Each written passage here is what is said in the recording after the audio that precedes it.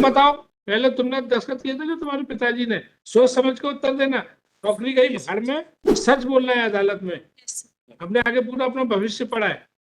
Sir ये signature मेरे initial science है, फॉर्म भले मेरे पापा ने फिल किया। ये सब चलते हैं, लेकिन ये थोड़ी है कि आप ये लिख दोगे कि फॉर्म में मेरे दस्तखत है। अब आपकी लड़की क्या कह रही है, सारी चीज लिखवा रहे हैं हम। इसके साइन अलग थे, बेटी के साइन अलग थे। अरे यार वो वाली नहीं, मैंने फिर इससे आपने ऐसा नहीं बोला ना कि मैंने इससे बिल्कुल नहीं, इसने बोला कि ये साइन मेरे नहीं है, इस लड़की ने वहां डिनाई किया। फिर मैंने इनसे बोला कि ये क्या आपने साइन किया? तो इन्होंने बोला मैंने हाँ साइन किया। तो मैंने कहा आप यहाँ लिख के दीजिए मुझे कि ये साइन आपके हैं। तो अब ये जो नया फॉर्म भरा है ना सर, उसमें भी एडी आप इसका हैंडराइटिंग एक्सपर्ट से करा सकते हैं। बिल्कुल झूठ बोल रहे हैं, ये साइन इन्हीं के। तो अब आप बताओ, ये वाला जो एप्लीकेशन थी, जब 21 में इन्होंने दस्तखत किए थे कि आपने दस्तखत किए थे?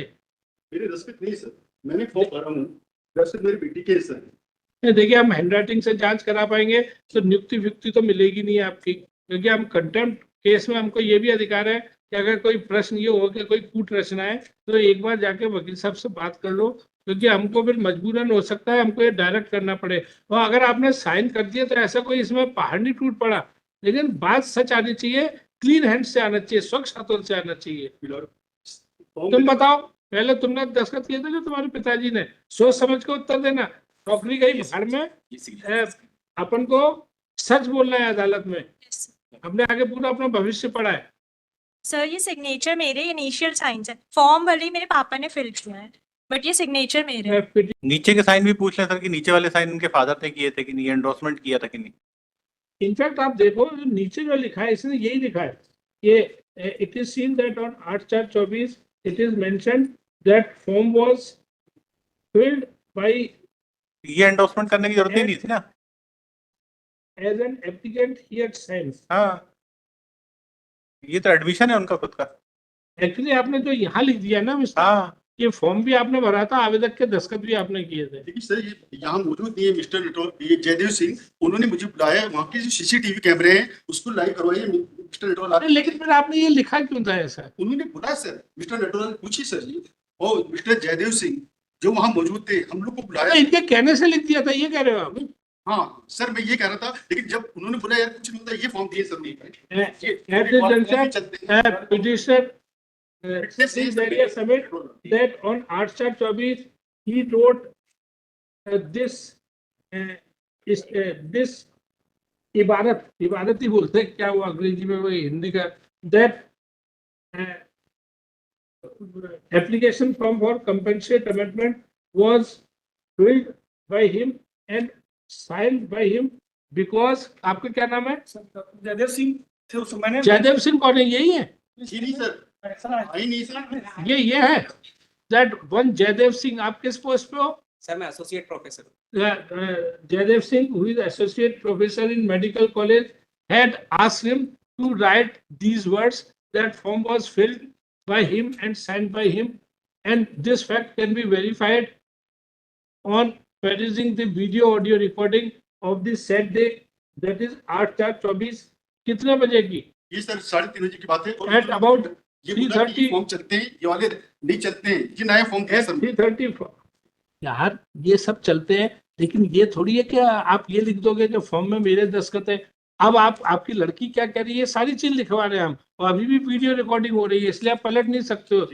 लड़की का कहना है कि फॉर्म जो 21 में भरा था, 28 सितंबर 21 में पिताजी ने भरा था, मैंने इनिशियल किए थे, लेकिन उसके विपरीत जाके यहाँ आपने अप्रैल 24 में लिख दिया कि पहले जो फॉर्म भरा था वो भी आप ही ने भरा था और दस्तखत। अब आपने फॉर द फर्स्ट टाइम एक नई थ्योरी आई कि professor Jaidev Singh is present in person who denies this allegation and submit that he never. आपने इनको बोला था ऐसा दस्तखत करो? ये इसके जो आवेदक के वो फॉर्म है सर, उसमें लगा है, इसके साइन अलग थे, बेटी के साइन अलग थे। अरे यार वो वाली नहीं, मैंने फिर इससे आपने ऐसा नहीं बोला ना कि मैंने इससे बिल्कुल नहीं, इसने बोला कि ये साइन मेरे नहीं है, इस लड़की ने वहां डिनाई किया।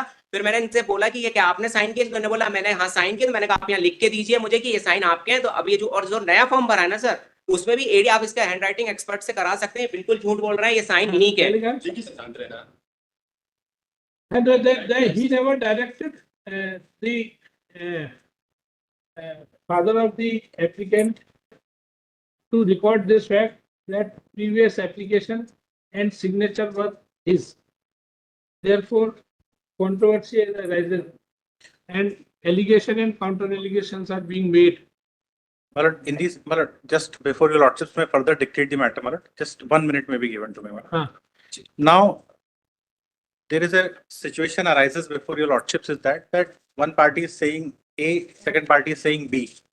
So your lordships in a contempt jurisdiction, my lord, my submission is that the validity or correctness of these allegations cannot be looked into. Now, my lord, may kindly have a look to one of the orders passed by the division bench, recent division bench, my lord. At this juncture, Learned Counsel is Swapnil Ganguly refers to judgment of the Death Appeal number 664/22, Miss Vinita Kaur versus BM Singh and others, order dated 16 जनवरी जी। 24। इसका sir एक part देख लें sir, जो original order था rate petition का वो para 5 में coat किया है। इसमें लास्ट में लिखना है इन view of the aforesaid. Actually क्या था कि उसमें कुछ प्रॉपर्टी डिस्प्यूट था, दिल्ली हाई कोर्ट ने प्लेंटिफ के फेवर में दिया था जो कि सुप्रीम कोर्ट से अफर्म हो गया था।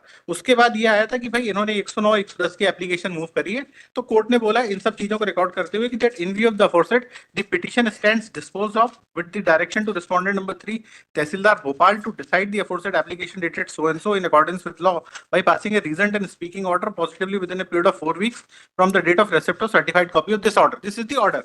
इसके बाद सर जब कंटेम्प्ट लगी तो कंटेम्प्ट कोर्ट ने क्या किया कि दिल्ली हाई कोर्ट के ऑर्डर को और सुप्रीम कोर्ट के ऑर्डर को वाद प्रॉपर्टी एनालाइज करा और बोला कि तहसीलदार ने इसकी 109 110 की एप्लीकेशन को गलत रिजेक्ट कर दिया। तो रेट अपील प्रेफर हुई। रेट अपील में सर कोर्ट के ऑब्जर्वेशन ऐसे थे सर, मैं 1-2 पैराग्राफ पढ़ दूंगा सर ताकि इस चीज को क्रिस्टल क्लियर किया जा सके। द लर्नड सिंगल जज para 7 went into the discussion with regard to the order of the High Court of Delhi confirmed by the Supreme Court, etc. The learned single judge also went into the order of Supreme Court with regard to certain observations on the fact. Thereafter came into the conclusion that the factum of the judgment and decree passed by the High Court of Delhi having become final on the that is being approved by the Supreme Court has not to be decided by the Tehsildar. The Tehsildar has not complied with the order which has been passed by the writ petition in letter and spirit.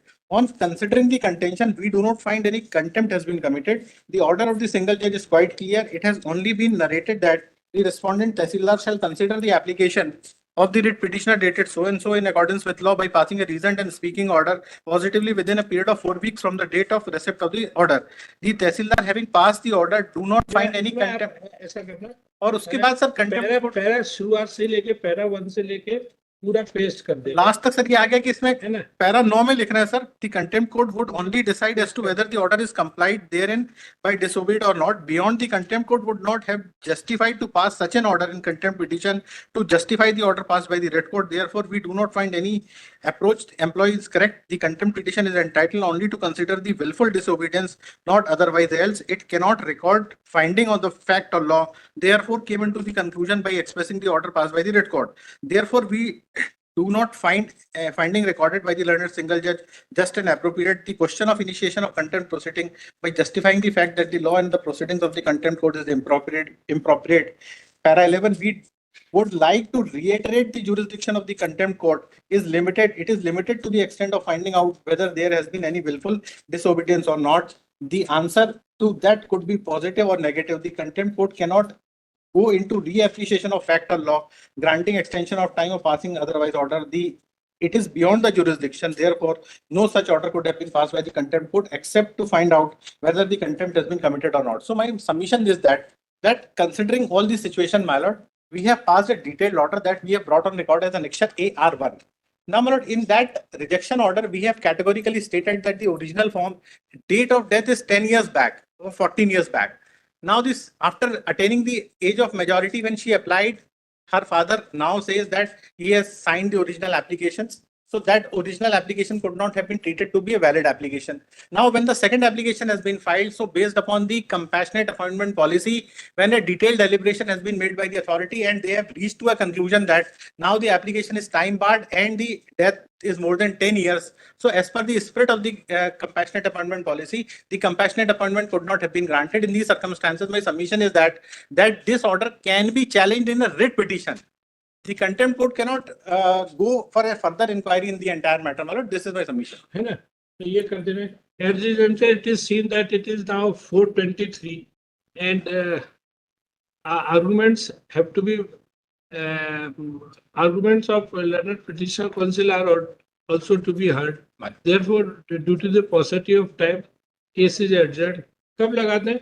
And personal presence of both the party as of now is dispensed, है ना? इनको भी आने की, इनके contention, इनके दस्तखत करा लो भाई, एक ऑर्डर शीट पे दस्तखत करा लो, इनके भी दोनों के करा लो, उनके भी दोनों के करा लो, है ना? अगली बार आने की जरूरत नहीं है अभी, है ना? ये दस्तखत करा लो, तुम भी ये साइन करो भाई, इनिशियल भी कर देना, ओरिजिनल भी कर देना, पिताजी के भी साइन कराओ, इनिशियल ओरिजिनल जो भी है ना?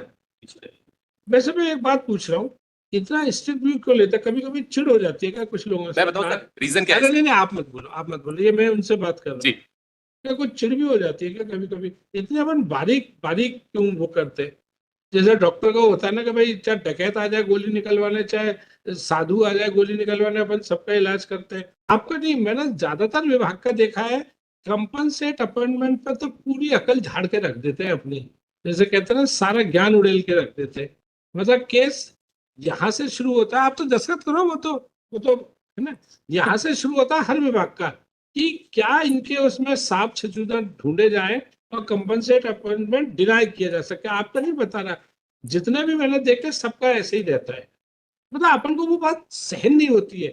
भारत में नौकरी बहुत बड़ा मुद्दा है, तो हर किसी को ये महसूस होता है कि ये तो बैकडोर से आ रहे हैं। मतलब यहाँ हम पीएससी दिए, इतने साल वो किया, सब विभागों का देख रहा हूँ, जितनों के आ रहे हैं ना, चाहे पुलिस, मतलब पहला वो रिएक्शन बाबू जो नोटशीट बनाता है ना, वो सोचता है कुछ रिजेक्ट ही कर दो, उधर कुछ भेज जानने की कोशिश करेगा। गांगुली जी, 3 साल रुक जाओ, अगर लड़का 18 साल का हो जाएगा तो जिंदगी भर नौकरी करेगा। अगर वाइफ नौकरी करेगी तो वो 38 साल की है, तो मालूम पड़ा 20 साल में, तो ये भी एक लालच रहता है। इसलिए अगर सही आदमी से उस समय करवा दें, जो भी उस समय, लेकिन वो हमेशा सबसे यंगेस्ट से करवाना चाहते हैं, जो परिवार में सबसे यंगेस्ट है ना, कि जिससे कि लंबा टाइम मिले, लंबा टाइम। चक्कर में रूल्स बदल गए, कई बार मालूम पड़ा कुछ और नई नई चीजें आ गई, वो ये अफसर प्रॉब्लम बदल जाते हैं, डिपार्टमेंट बदल जाते हैं, ये भी हो जाता और है। सर क्या है कि ये रेगुलर मोड ऑफ अपॉइंटमेंट तो है नहीं, ये सिंपैथेटिक मोड ऑफ अपॉइंटमेंट है, तो इसमें डेथ के तुरंत बाद ही मिल जाए तो मिल जाए रहता है। वो कहते हैं ना, जब तक चिता की आग ठंडी नहीं रहती है तब तक